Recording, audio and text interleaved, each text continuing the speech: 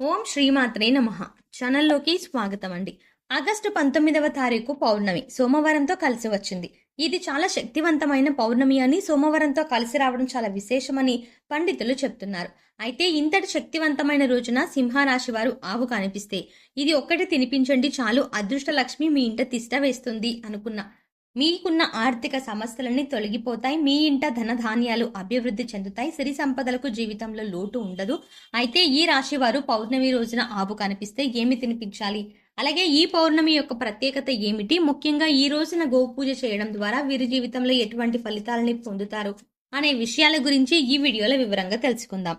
కానీ అంతకంటే ముందుగా మీరు కనుక మన ఛానల్ని ఇప్పటి వరకు సబ్స్క్రైబ్ చేసుకోకపోతే వెంటనే సబ్స్క్రైబ్ చేసుకుని పక్కనే ఉన్న బెల్ ఐకాన్ని క్లిక్ చేసి అందులో ఆల్ సెలెక్ట్ చేసుకుంటే మేము ఇలాంటి వీడియోస్ అప్లోడ్ చేయగానే ముందుగా మీకు నోటిఫికేషన్ వస్తుంది. హిందూ సాంప్రదాయంలో పౌర్ణమికి చాలా విశిష్టత ఉంది. ఈ పౌర్ణమి చాలా విశిష్టమైనదని పండితులు చెప్తున్నారు. ఈ పౌర్ణమి సోమవారం రోజు రావడం వల్ల మరింత విశిష్టతను సంతరించుకుంది. పౌర్ణమి రోజు ఈ విధంగా చేయటం వల్ల మీకున్న కష్టాలన్నీ తొలగిపోయి ఇల్లు సంపదతో నిండిపోతుందని విశ్వసిస్తారు. పురాణాల ప్రకారం ఈ రోజు సూర్య భగవానుడిని పూజిస్తారు. అంతేకాకుండా ఈ రోజు దాన ధర్మాలు చేయడం వల్ల జీవితంలో కష్టాలన్నీ తొలగిపోయి ఇంట్లో సుఖ సంతోషాలు ఐశ్వర్యం లభిస్తుందని ఒక నమ్మకం. మాఘ పౌర్ణమి రోజు సూర్య భగవానుడికి ప్రత్యేక పూజలు చేసి ఉపవాసాలు పాటించడం వల్ల కోరుకున్న కోరికలు కూడా నెరవేరుతాయని విశ్వాసం. జ్యోతిష శాస్త్రం ప్రకారం ఈ పౌర్ణమికి జ్యోతిష ప్రాముఖ్యత ఉంది. పౌర్ణమి రోజున ఈ చిన్న పరిహారం చేసుకోవడం వల్ల విశేషమైన ఫలితాలు కలుగుతాయని జ్యోతిష శాస్త్ర నిపుణులు చెబుతున్నారు. కాబట్టి ఈ సమయంలో నదీ స్నానం చేయడమే కాకుండా దాన ధర్మాలు చేయడం వల్ల అనేక రకాల పుణ్య ఫలితాలు కలుగుతాయని అంటున్నారు. పౌర్ణమి తిథి కూడా లక్ష్మీదేవికి ఎంతో ప్రీతికరమైనది. సోమవారం రోజునే పౌర్ణమి రావటం వల్ల లక్ష్మీదేవి అనుగ్రహాన్ని పొందటం కోసం ఇది ఒక అద్భుతమైన యోగంగా చెప్పవచ్చు. చాలా మంది ఎన్నో ఆర్థిక సమస్యలను ఎదుర్కొంటారు. ఎంత కష్టపడినా సరే, ఎంత డబ్బు వచ్చినా డబ్బు ఇంట్లో నిలకడలేక ఎన్నో ఇబ్బందులు ఎదుర్కొంటారు. డబ్బు రావడానికి ఏదైనా పరిహారం ఉంటే బాగుంటుంది అని అనుకుంటారు. ఎన్నో పరిహారాలు చేసి సిద్ధించక ఇబ్బందులు పడేవారు వచ్చే పౌర్ణమి రోజు ఈ పరిహారాన్ని చేసినట్లయితే ఖచ్చితంగా వారి జీవితంలో మార్పు జరుగుతుందని చెప్పవచ్చు. శాస్త్రంలో చెప్పిన విధంగా సోమవారం రోజు వచ్చిన పౌర్ణమి రోజున ఈ పరిహారం చేయటం వల్ల విశేషమైన అద్భుతాన్ని చూస్తారని చెప్పవచ్చు. ఎంతో శక్తివంతమైన అలాగే మహిమాన్వితమైన ఈ పౌర్ణమి రోజున ఆవు కనిపిస్తే ఏం తినిపించాలి అనే విషయాన్ని గురించి చూసుకున్నట్లయితే మన హిందూ సాంప్రదాయంలో ఆవులకు ఎంతో విశిష్టత ఉంది. ఆవులో సకల దేవతలు ఉంటారని పురాణాలు చెబుతున్నాయి. అలాగే పురాణ కాలం నుంచి ఆవులను పూజిస్తూ ఉన్నారు. ముఖ్యంగా హిందువులు ఆవును ఎంతో పవిత్రంగా భావిస్తారు, అలాగే ఆరాధిస్తారు కూడా. ఆవు పాదాల్లో పితృదేవతలు, అడుగుల్లో ఆకాశగంగా, స్తనాలలో చతుర్వేదాలు, పాలు అమృతం, కడుపున కైలాసం, ఇలా ఆవు ఒక్కో భాగంలో ఒక్కో దేవతకు నివాసం ఉంటుంది. అందుకే గోమాతకు ప్రదక్షిణం చేస్తే సకల దేవతలకు ప్రదక్షిణం చేసినంత ఫలితం వస్తుంది. ఆవు కొమ్ములు మూలంలో బ్రహ్మ విష్ణువులు నివసిస్తారు. శిరస్సుకు మధ్య భాగమున శంకరుడు కొలువై ఉన్నాడు. ఈ జగత్తులో గో సంపదకు సమానమైన ధన సంపదన ఉండదని శ్రవణ మహర్షి ప్రవచించారు. చతుర్వేదాల్లోనూ అలాగే హిందూ ధర్మ శాస్త్రాలైన రామాయణం, భాగవతం, భారతం వంటి మహిత్ర గ్రంథాల్లో అంటే పవిత్రమైన ఈ మహితాన్వితమైన గ్రంథాల్లో కూడా గోమహిమ అసాధారణమైనదని అభివర్ణించారు. వాల్మీకి, వ్యాసుడు, ఆదిశంకరాచార్యులు, గౌతమ బుద్ధుడు, స్వామి వివేకానంద, సరస్వతి, తులసీదాసు, కబీరు, చైతన్య మహాప్రభు మొదలగు ఎందరో మహానుభావులు గో సంరక్షణ యొక్క ఆవశ్యకతను ఎంతగానో వివరించారు. శ్రీకృష్ణ భగవానుడు స్వయంగా గోమాతను పూజించి గోపాలుడయ్యాడు. అలాగే గోమాత విశిష్టతను తెలిపే ఒక చిన్న కథను తెలుసుకుందాం. ఒకానొకప్పుడు పార్వతీదేవి తన భర్త అయిన పరమేశ్వరుణ్ణి భక్తితో పూజించి సేవలు చేస్తూ స్త్రీలు తెలిసి తెలియక ముట్టు అంటూ కలిపిన దోషం, అలాగే బ్రాహ్మణులను భక్తులను దూషించిన దోషం, పరులను హింసించిన దోషం ఏ విధంగా పరిహారం అవుతుందో చెప్పవలసిందిగా కోరుకుంటుంది. అప్పుడు శివుడు గోవునందు సకల దేవతలు కలరు. అట్టి గోవును పూజించిన సకల పాపాలు తొలగిపోతాయి.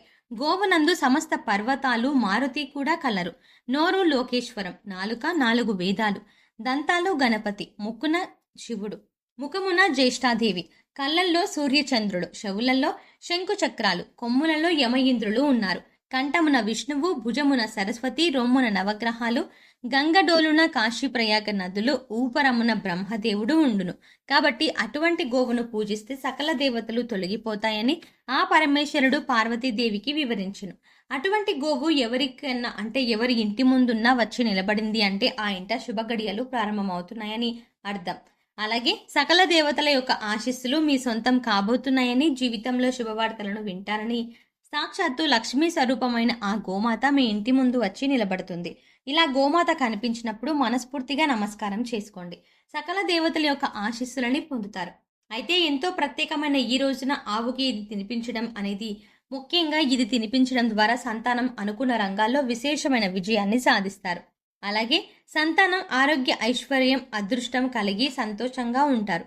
కాబట్టి ఈ రోజున ఉదయాన్నే నిద్రలేచి ఇల్లంతా శుభ్రం చేసుకుని తలస్నానం చేసి ఇల్లంతా ధూపాన్ని వేయాలి. అలాగే ఈ రోజున అమ్మవారికి ఇష్టమైన నైవేద్యాన్ని సమర్పించండి. అలాగే ఇంట్లో దీపారాధన చేసి ఓం నందికేశ్వరాయ నమః అనే నామాన్ని 21 సార్లు లేదా 54 సార్లు లేదా 18 సార్లు చదువుకోవాలి. ఈ విధంగా చదువుకోవటం వల్ల నందీశ్వరుడు అనుగ్రహంతో ఆత్మస్థైర్యం పెరుగుతుంది. అలాగే గోవు నుండి లభించే పాలు, పెరుగు, నెయ్యి, పేడ, మూత్రంలలో ఎన్నో ఔషధ గుణాలు ఉన్నాయని ప్రతీతి. ఆవు పాలు, అలాగే పెరుగు, నెయ్యి వీటి యొక్క పోషక విలువలు, ఆరోగ్య గుణాలు అందరికీ తెలిసిందే. తల్లుల వద్ద పాలు లేని చిన్నపిల్లలకు ఆవు పాలు ఆరోగ్యాన్ని ఇస్తాయి. పూజా పునస్కారాల్లోని ఆవు ప్రాశస్యం తెలియని వారు ఉండరు. అలాగే ఆవు పేడతో పూజా స్థలంలో అలికి ముగ్గు పెట్టి పూజా కార్యక్రమం మొదలు పెడతారు. హిందువుల ఆచారం ప్రకారం సకల దోష నివారణను గోపంచకాన్ని ఇంటా బయట చల్లుతారు. అమావాస్య రోజున గోసేవ చేస్తే మహాపాపాలు తొలగిపోతాయని, సంధ్యా సమయంలో గోసేవ చేయడం వల్ల ఈ మహాలక్ష్మీదేవి అనుగ్రహాన్ని పొందుతారు. గోసేవ చేస్తారో వారికి 3 తరాలు పితృదేవతల అనుగ్రహం కలుగుతుంది. గోవుకు 5 సార్లు ప్రదక్షిణలు చేసినట్లయితే ముఖ్యంగా భూప్రదక్షిణతో సమానం. మొదటిగా క్షీరసాగర మదనంలో కామధేనువు అనే ఆవు ఉద్భవించింది. కామధేనువు అనగానే కోరిన కోరికలు తీర్చే ఆవు అని అర్థం. అటువంటి గోమాతకు ఎంతో విశిష్టమైన పౌర్ణమి రోజున బంగాళాదుంపలు తినిపిస్తే వీరి జీవితంలో అదృష్టం సిద్ధిస్తుంది. కానీ సంతానం విశేషమైన అభివృద్ధిని అంటే వృద్ధిని సాధిస్తారు. ఆర్థిక బాధలు తొలగిపోతాయి. ఐశ్వర్యవంతులు అవుతారు. ఈ రోజున గోవులకి అలాగే గోశాలకి వెళ్ళి గోసేవ చేసి ముఖ్యంగా గోమాతను పూజించాలి. తర్వాత గోప్రదక్షిణ చేసి పశుగ్రాసం తినిపించాలి. అంతేకాకుండా సాధనం లేని వారు సంతానం అభివృద్ధి చెందాలి. అలాగే సంతానం లేని వారు కూడా సంతానం అభివృద్ధిలో ఉండాలి అనుకునేవారు, సంతానం విద్యారంగంలో అనుకున్న ఫలితాలను సాధించాలి, మంచి స్థాయిలో ఉండాలి అని కోరుకునేవారు ఈ రోజున ఇంటి దగ్గరలో దీపారాధన చేసి మినపపిండి, ఆవు నెయ్యి, బెల్లం కలిపిన ఉండలను తయారు చేయాలి. తర్వాత గోశాలకు వెళ్ళి గోవులకు బెల్లంతో మినపపిండితో అంటే మినప ఉండలను తినిపించాలి. ఈ విధంగా చేయడం వల్ల విశేషమైన ఫలితం దక్కుతుంది. మీ ఇంట సిరి సంపదలు దక్కుతుంది. అంటే సిరి సంపదలకు ఎటువంటి లోటు ఉండదు. జీవితంలో అష్టైశ్వర్యాలు ప్రాప్తిస్తాయి. ఇంకా మీ జీవితంలో లక్ష్మీదేవి అంటే మీ జీవితంలో మీకు తిరిగే ఉండదు. సంతానపరంగా విశేషమైన అదృష్టాన్ని పొందుతారు. సాక్షాత్తు ఆ లక్ష్మీదేవి మీ ఇంట తిష్ట వేస్తుంది. సో చూసారు కదండి, ఆగస్టు 19వ తారీఖున ఈ రాశి వారు ఆవు కనిపిస్తే ఏం తినిపించాలో, అలాగే ఈ రోజున గోపూజ చేయడం ద్వారా ఈ రాశి వారి జీవితంలో ఎటువంటి ఫలితాలని పొందుతారు అనే విషయాన్ని గురించి ఈ వీడియోలో వివరంగా తెలుసుకున్నాం కదా.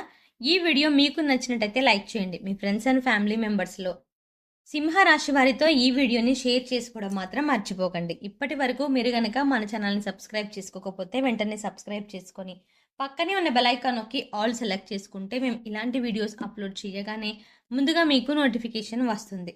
మరో చక్కటి వీడియోతో మళ్ళీ కలుద్దామండి. ఓం శ్రీమాత్రే నమః.